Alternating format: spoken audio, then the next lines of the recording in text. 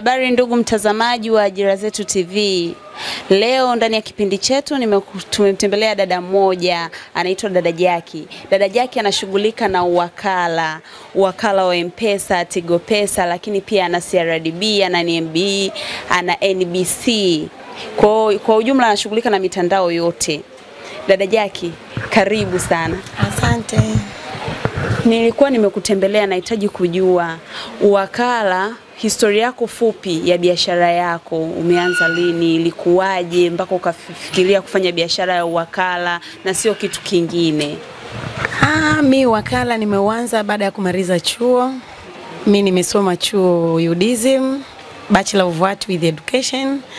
Kwa baada ya kumaliza chuo ilikuwa 2020 nikakaa kama miezi miwili, nikaona hakuna kitu kingine cha kufanya, nikaona kabla sijapata ajira nitafute kitu kingine cha kufanya huku nikiwa nasubiri ajira.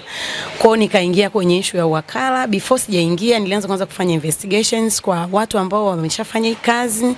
Nikaa naenda na wahoji na wauliza how can you get profit kwenye hii kazi. Wakawa wananielezea 1 2 3, nikaipenda, nikaanza nayo. Kwa hiyo in short kazi nilianza baada ya kumaliza chuo mwaka 2020. 2020 ndo nimeanza hii kazi. Wow, ni very interesting. Dada Jackie, kwa nini hukuanza kuapply kazi kwenye shule labda za private, sehemu nyingine? Kwa nini hukuanza kufanya hivyo, ukaanza kufanya biashara kwanza? No, niliwaza kufanya hivyo lakini kwa sababu mimi siwezi kufanya kitu kabla sijakifanyia investigation. Kwa kabla sijaanza hii kazi ya kujiajiri nilikuwa naanza kwanza kuwauliza watu ambao wamemaliza chuo kabla yetu sisi, ambao tayari wameshaenda kufanya kazi kwenye shule mbalimbali binafsi kujitolea. Kwa nikaa nawauliza changamoto kule zinakuaje. Wengi wao wanapata changamoto nyingi kwenye issue ya ajira. Kwa unakuta wakiwa kule wanaweza wakaambiwa let's say unakuja kufanya kazi kwetu, shuleni kwetu, utakuwa tunakulipa labda 400,000 au 500,000 kwa mwezi. Ila inapofika mtu amefanya miezi 2, 3, 4, changamoto ya kulipwa inakuwa inaanzia hapo. Mtu anaanza kuwa analipwa nusu, mara mwezi ukifika halipi tena ile hela, hata kama ni 300,000 labda amepewa ndo atapewa kama ajira, ila unakuta hawaipati kwa wakati. Sasa nikaa naona kwa maisha yangu na malengo yangu na vitu vyangu ambavyo nataka kufanya mbele itanichelewesha. Kwa nikaona moja kwa moja nije niingie kwenye kujiajiri mimi mwenyewe, nione naweza nikapambana, nikaweza na enjoy. Okay. Ni uliwahi kupenda kufanya biashara au changamoto za ajira ndo zilikupelekea wewe kufanya biashara? No, apart from changamoto, ila hata biashara mimi nilipenda tangu niko mtoto. Unajua sisi tumetoka vijijini. Yaani tumekuja tu kama chuo kimetuleta, then tukaanza kutafuta fursa za kufanya. Ila mimi kwetu nimetoka kijijini. Na nakumbuka kijijini nilivyokuwa mdogo nilikuwa naenda kuuza maembe sokoni. Kwa hiyo mimi biashara sijaianza hivi. Yaani bado niko mdogo. Baba ananiangulia maembe, mimi babangu ananipenda sana na mimi nampenda pia. Kwa hiyo ikifika msimu wa maembe kama hivi mwezi wa 12, ile tunatafuta nguo za sikukuu. Yaani mzee lazima akupeleke shamba, uende wakakuchukulie maembe, yaje nyumbani yaive, upeleke sokoni ukauze, tunauza tunapata 1,000, tunapata 2,000, tunaweka. Ikifika sikukuu mzee anaenda kununulia gauni, hivyo. Kwa hiyo mimi biashara nimeanza bado niko mdogo na napenda sana biashara sana. Wow, kwa ufupi umetembelea kwenye kipaji chako toka ukiwa mdogo. Na nafanya na niko very comfortable, very interested. Yaani ni kitu ambacho nafanya napenda. Yaani napenda hata kama sawa ajira hivyo hazipo, lakini pia hata biashara ni kitu ambacho mimi kiko inborn na nakipenda sana. Kwa hiyo nilikianza kitambo. Sawa. Na umefikiria kwa hapo ulipofikiria, umewaza kwamba labda ikitokea ajira ukaajiliwa utaenda kuajiliwa kweli au ushanogewa na hela za uwakala? Itategemea na ajira pia na kipato. Yaani hiyo salary nitakayoipata ikoje, then ni compare hiyo salary na malipo yangu nayokuwa najilipa mimi kwa mwezi kupitia biashara yangu.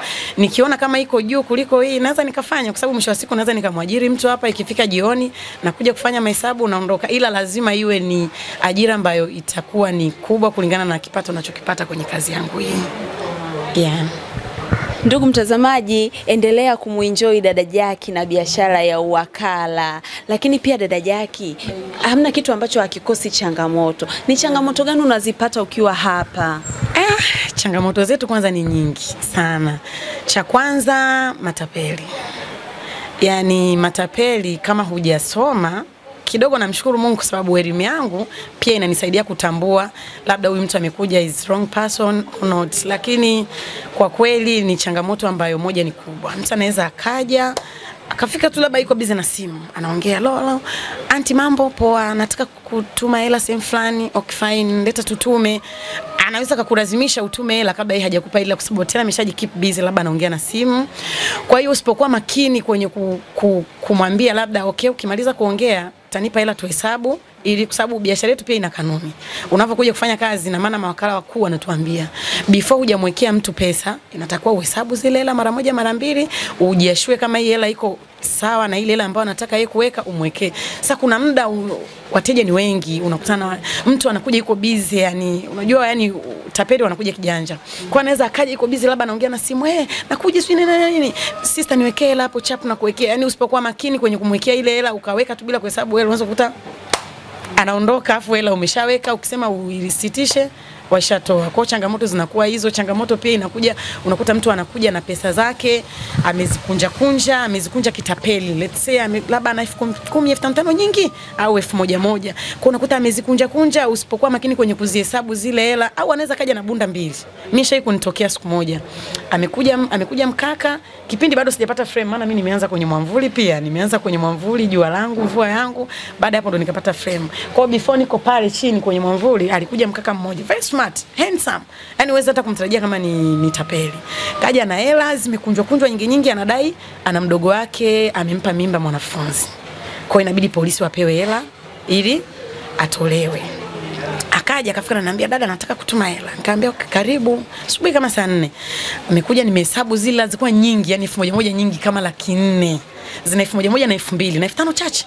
Kwa mimi nimetoka pale nimezikunjua zile, nimehesabu vizuri, afu nikazipanga kama ninavyozipanga mimi. Nimemaliza na hisi aliniona kama ule muda tu kwanza kuzihesabu akaniona niko makini. Akasema okay fine, baadaye akasitisha. Akaniambia okay, kwa hiyo umesema tusitume sasa hivi? Usitume, sijui bado kuna issue gani? Yani namsikia anaongea na simu. Akasema okay post usitume, sijui nini. Baadaye akaniambia okay sister, naona amezingua, tusitume hiyo hela. Sasa baada ya hapo nilikamrudishia zile hela. Sasa nilipompa zile hela akaendelea kuongea na simu. Akatoka kama hatua 2 baadaye akarudi. Alivyorudi akaniambia sister tutume ile hela. Sasa akanipa bunda. Kumbe sio lile bunda ambalo mimi nilihesabu, ni bunda lingine. Kwa hiyo kwa kumaanisha kama ningesema ni itume kabla sijahesabu, ningekuwa nimekula loss. Kwa hivyo nipa tena ile hela, mimi ikabidi tena nihesabu. Sasa nilivyohesabu ile hela iko nusu. Nikamwambia rafiki yangu, you are so handsome. Unafaa kuwa mume wangu kabisa. Yaani unaweza kuja ukani approach, nikawa demu wako, nikawa mke wako, tukapanga maisha tukaenda. Unakuja kunidhulumu mimi hela, kunitapeli asubuhi saa 4. Kweli wanaume wengi sana kule wana frames za wakala, kwa nini unaenda kutapeli wanaume wenzio? Yaani mimi ni mke. Yaani unaona you are handsome. Mimi mwenyewe I'm so beautiful hata kama nafanya hii kazi, lakini wewe ilitakiwa uje uniapproach mimi tutengeneze maisha, sio kunitapeli. Nikamwambia okay, nikuitie watu. Niwaambie kama wewe ni tapeli, kwa sababu kuna watu wengi sana. Yaani yule kaka alipoa. Uweze amini hata ile hela aliacha. Ikabidi akimbia aondoke. Kwa alivyoacha ile hela nikasema thanks God, mimi nikabaki naendelea kwa sababu kwa ameamua kunitapeli hivyo. Kwa changamoto ni hizo, yani matapeli nini hivyo. Changamoto zingine anaweza ukapata wateja wazuri wa kaka, wanakuja kufanya kazi kwako, kumbe wao wana interest nyingine kabisa. Kwa unakuta mtu ni mteja anakuja anafanya miamala mingi, unajua kabisa hivyo nimepata mteja, siku anaweza kukuapproach, ukimkatalia umepoteza mteja. Pia hiyo tena ni changamoto nakutana nayo na inaniuma sana. Kwa hivyo changamoto zipo tunapata. Yeah. Okay, dada Jackie. Sasa nilikuwa nawaza kitu kimoja. Changamoto tunazipitia na nadhani unajitahidi sana kuziepuka kwa kuwa makini, kwa mfano changamoto za utapeli. Lakini dada Jackie, kuna wanafunzi wapo, kuna watu wako mtaani, kuna waliomaliza chuo, kuna watu wazima wanafikiria kufanya kazi ya uwakala. Wewe unawashauri nini? Kwanza nachoweza kuwashauri, kwanza wakala una pesa. Inategemea tu na location ulionayo na mtaji pia ulionao. Ila wakala una pesa, yani wasichague kazi yoyote mtu inabidi ufanye. Haijalishi una elimu, haijalishi wewe ni mzuri, haijalishi nini. Mimi nimesoma UDSM hapo. Nimekaa Bibo hostel humo ndani miaka yangu yote 3. na nilikuwa natoka nje. Kwa hiyo hizi stationaries nini wote wananijua kama ni mtu ambaye nimemaliza chuo. Lakini nilikaa nikawaza ajira hakuna, nikienda kuomba kazi sipati, ikabidi nianze na wakala wa kwenye mwamvuli. Nimekaa mimi kwenye mwamvuli mwaka mmoja na miezi 6. Jua langu mvua yangu, lakini nimefanya na ninapata. Yaani sikosi hela ya kula, sikosi hela ya kulipa kodi, sikosi hela ya kumtumia baba yangu nyumbani kwa sababu nampenda sana baba. Ni kila mwezi nimeshampangia budget. Kwa unavyolipa kamisheni yangu na babangu lazima nimpe kidogo apate, anibariki, na yeye ajiproud yuko kijijini na mtoto wangu yuko da amemaliza chuo anafanya kazi yake. Kwa hiyo wasiogope. Ajira hazipo sasa hivi, kwa hiyo wafanye kazi yoyote ili mradi iwe ni legal tu basi. Unapofanya kazi ambayo unaona wewe unaifanya na watu wakiwa wanakuona wanakusupport. Mtu hawezi kukusupport kama haujaanza kitu chochote.